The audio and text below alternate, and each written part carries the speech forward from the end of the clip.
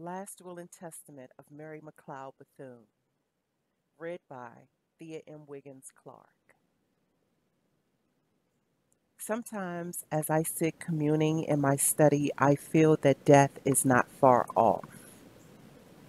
I am aware that it will overtake me before the greatest of my dreams, full equality for the Negro in our time, is realized. Yet I face the reality without fear or regrets. I am resigned to death, as all humans must be at the proper time. Death neither alarms nor frightens one who has had a long career of fruitful toil. The knowledge that my work has been helpful to many fills me with joy and great satisfaction. Since my retirement from an active role in educational work and from the affairs of the National Council of Negro Women, I have been living quietly and working at my desk at home here in Florida. The years have directed a change of pace for me. I am now 78 years old, and my activities are no longer so strenuous as they once were. I feel that I must conserve my strength to finish the work at hand. Although I have begun working on my autobiography, which will record my life's journey in detail, together with the innumerable side trips which have carried me abroad into every corner of our country, into homes both lowly and luxurious, and even into the White House to confer with presidents.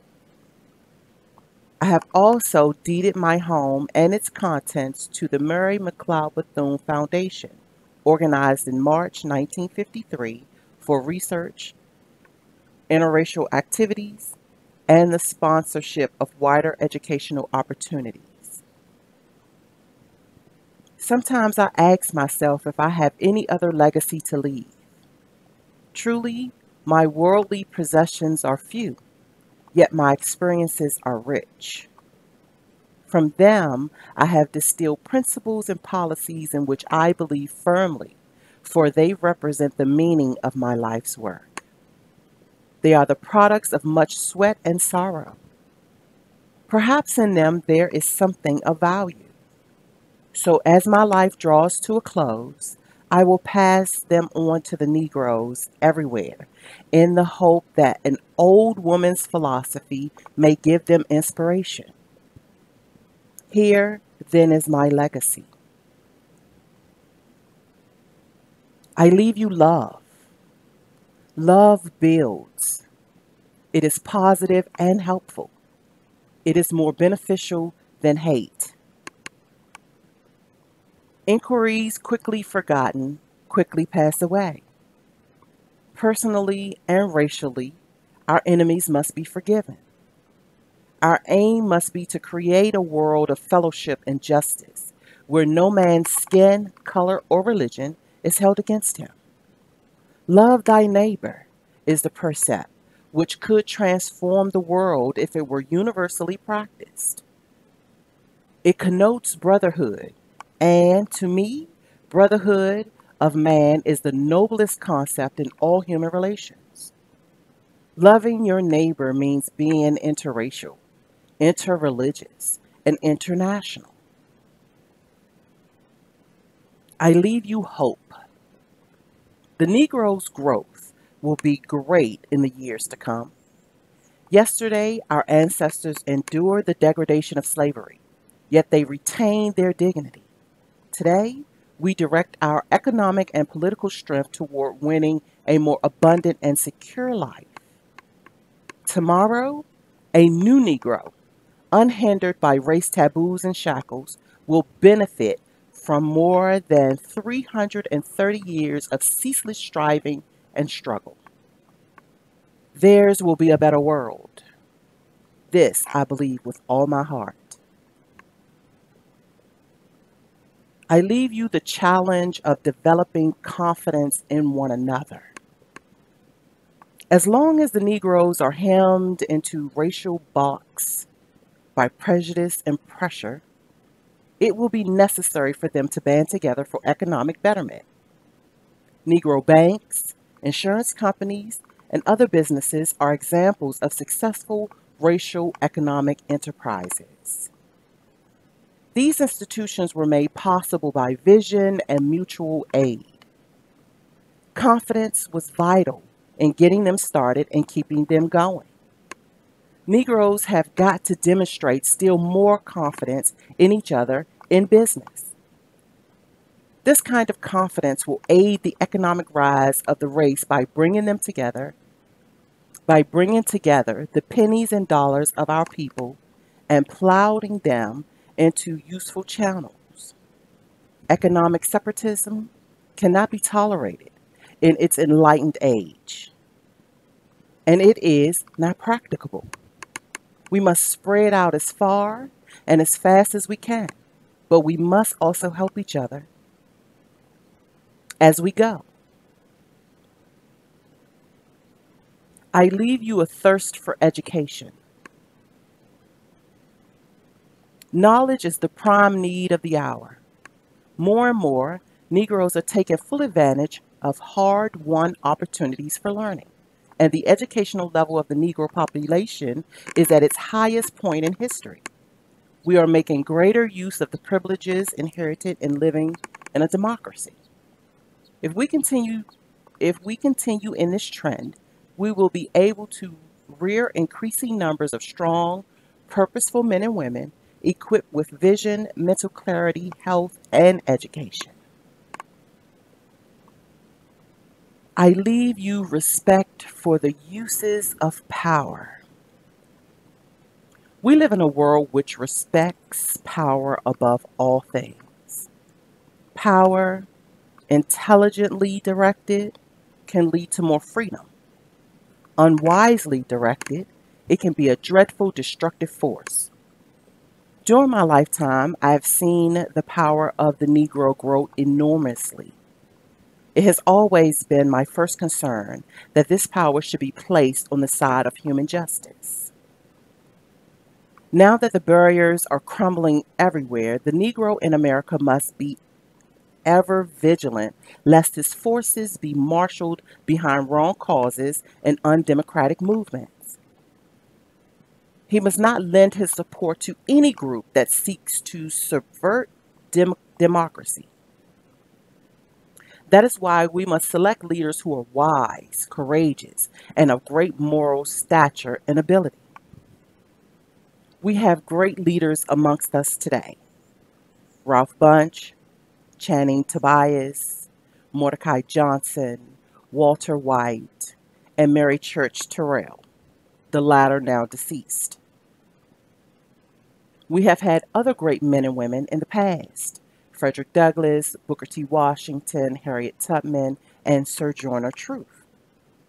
We must produce more qualified people like them who will work not for themselves but for others. I leave you faith. Faith is the first factor in life devoted to service. Without faith, nothing is possible. With it, nothing is impossible. Faith in God is the greatest power, but great too is faith in oneself. In 50 years, the faith of the American Negro in himself has grown immensely and is still increasing. The measure of our progress as a race is in precise relations to the depth of the faith in our people held by our leaders. Frederick Douglass, genius though he was spurred by a deep conviction that his people would heed his counsel and follow him to freedom. Our greatest Negro figures have been imbued with faith. Our forefathers struggled for liberty in conditions far more erroneous than those we now face. But they never lost the faith. Their perseverance paid rich dividends.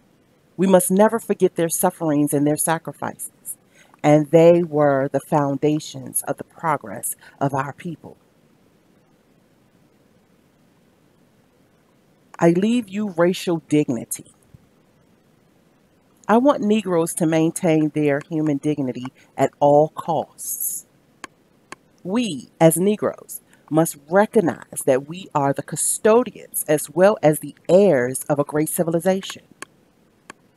We have given something to the world as a race, and for this we are proud and fully conscious of our place in the total picture of mankind's development.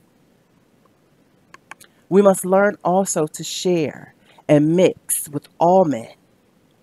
We must make an effort to be less race conscious and more conscious of individual and human values.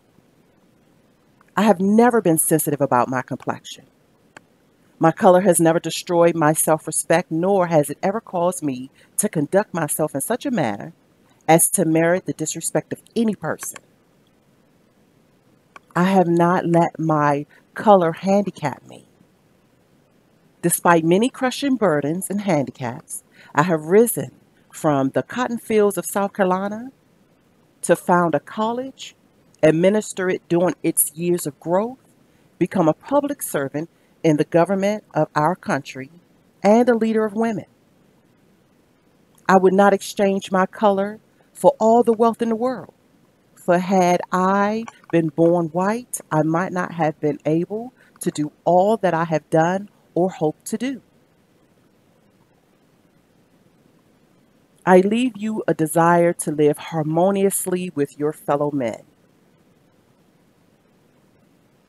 The problem of color is worldwide. It is found in Africa and Asia, Europe and South America.